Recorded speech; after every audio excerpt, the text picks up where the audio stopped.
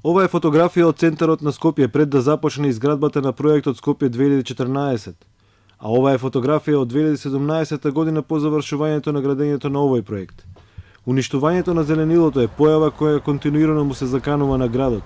Повеќе мали паркови меѓу градските блокови во повеќе општини се претворија во градежни парцели на кои наместо дрвја никна административни, комерцијални или стамбени објекти. Најсвеж е примерот со зградата кај Мајчин дом во општина Аеродром. Согласно проекциите на ГУП-от за град Скопје, до 2020 година е предвидено зголемување на зелените површини кои треба да изнесуваат 18,5 метри квадратни по жител.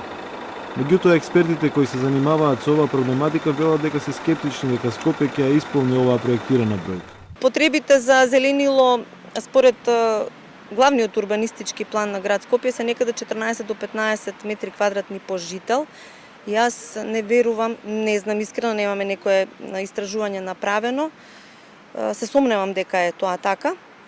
Секаде онаму каде што можеме да го искористиме просторот, да подигнеме зеленило од било каков карактер, дали ќе бидат тоа зелени ѕидови во рамките на некој дел од градот, поточно во дел од централното градско подрачје.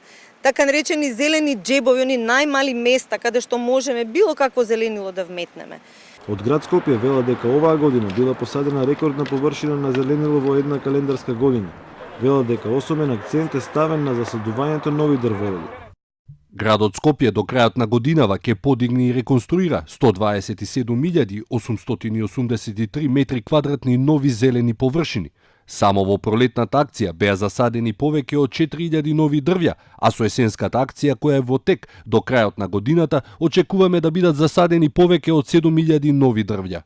А граѓаните се согласни дека во градот нема доволно зеленило, но и дека тоа секојдневно се уништува за сметка на зградите и објектите кои се градат на негово место. Сега направија зградевиши да сагате паркови кај да правите, нема место. Континуирано со години, децени да не кажеме. Поготово задниве да кажеме 15 на години катастрофа. Секоја зелена површина у било кој дел од Скопје, кај што може да пикне некоја зграда е ставила зградата. Пас мафијата урбана да се реши. Едини спас, друг спас нема. Европскиот просек на зеленило е 25 метри квадратни по жител. Во битката со загадениот воздух, неопходно е да се користи моќта на урбаното зеленило кој квалитативно го чисти воздухот од гасовити и аеросолни влијанија.